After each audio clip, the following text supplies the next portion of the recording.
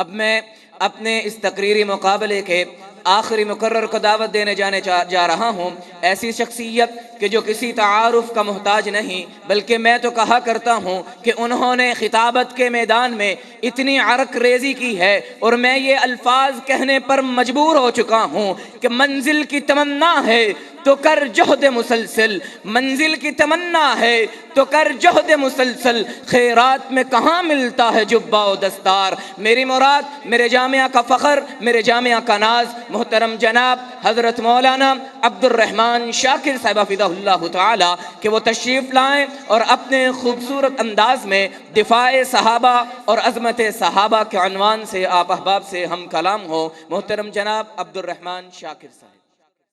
السلام علیکم ورحمۃ اللہ وبرکاتہ۔ حامدا و مصلیا اما بعد، قال اللہ تبارک و تعالی رضی اللہ عنہم ورضوا عنہ اولئک حزب اللہ الا ان حزب اللہ هم المفلحون۔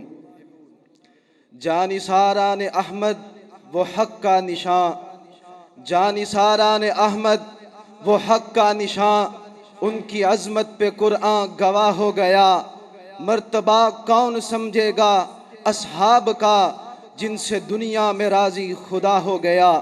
ارباب علم و دانش، چاند جب اپنی آب و تاب کے ساتھ آسمان پہ اپنی ضیاء پاشی کرتے ہوئے اپنی کرنوں سے آفاق عالم کو منور کرتا ہے، تو ستارے اس کا ہالہ بن کر اس کی روشنی کو، خوبصورتی کو چار چاند لگا دیتے ہیں اور اس کے گرد مضبوط حصار بن جایا کرتے ہیں۔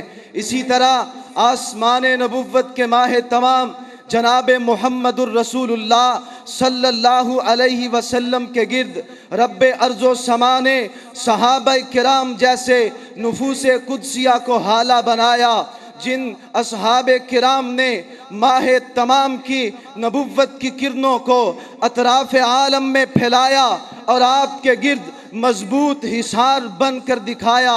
شاعر تڑپتا ہے، ستارے جس طرح ہر سو چاند کے گرد چمکتے ہیں، ستارے جس طرح ہر سو چاند کے گرد چمکتے ہیں، صحابہ چار سو آقا کے اس طرح حالہ ہے۔ حضرات ذی وقار اس حالہ نبوت پر سب و شتم اور حملہ آوری کرنے میں روافض ہر دور میں سر فہرست رہے ہیں۔ بہار الانوار دیکھتا ہوں، ملا باقر مجلسی لکھتا ہے، نقل کفر نباشد کے تحت بتانے لگا ہوں۔ ملا باقر مجلسی لکھتا ہے کہ معاذ اللہ ثم معاذ اللہ، ابو بکر و عمر کافر ہیں، ان سے محبت کرنے والے کافر ہیں۔ اس سے بڑا بدبخت اٹھا محمد بن حسن الصفار اپنی کتاب طرق الدرجات میں لکھتا ہے کہ حضرات ابو بکر و عمر رضی اللہ عنہما ملعون ہیں معاذ اللہ، اور وہ کفر و شرک میں مبتلا تھے۔ حضرات میں جذبہ ایمانی کے ہاتھوں مجبور قرآن کی عدالت میں آ کھڑا ہوا، قرآن کے در دولت پہ دستک دی۔ قرآن بول ذرا، صحابہ کی عظمت لٹی جا رہی ہے، صحابہ کی عظمت پہ ڈاکہ پڑا ہے۔ قرآن بولا اولئک هم المؤمنون حقا، کہیں قرآن نے صدا بلند کی، لیکن اللہ حبب الیکم الایمان وزینہ فی قلوبکم وکرہ الیکم الکفر والفسوق والعصیان اولئک هم الراشدون۔ کہیں قرآن بولا فإن آمنوا بمثل ما آمنتم به فقد اهتدوا۔ میں سفر کرتے ہوئے جناب محمد الرسول اللہ صلی اللہ علیہ وسلم کے در اقدس پہ پہنچا، آقا کائنات کی زبان نبوت سے صدا بلند ہوتی نظر آئی۔ سلسلہ صحیحہ ہے، آقا فرماتے ہیں من سب اصحابی فعلیہ لعنت اللہ والملائکہ والناس اجمعین۔ کہیں تخریج مشکات میں علامہ البانی یہ نقل کرتے نظر آئے اکرموا اصحابی فانہم خیارکم۔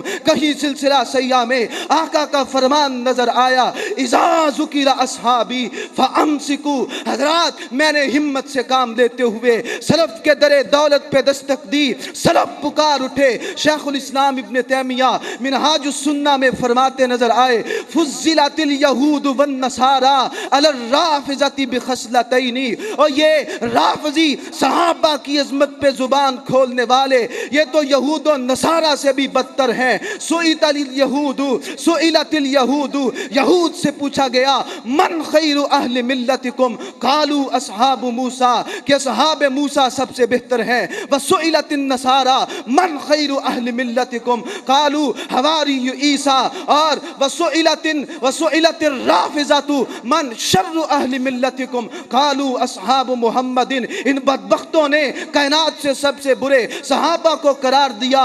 امروا بالاستغفار لهم فسبوهم، استغفار کا حکم تھا، یہ گالیاں دینے چل پڑے۔ تو ابن تیمیہ رحمہ اللہ لکھتے ہیں قیامت تک تلوار ان کے سروں پر لٹکتی رہے گی، یہ در در کی ٹھوکریں کھاتے رہیں گے، یہ کبھی اکٹھے نہیں ہو سکیں گے، ان کی دعائیں قبول نہیں کی جائیں گی، ان کی دعائیں رد کر دی جائیں گی۔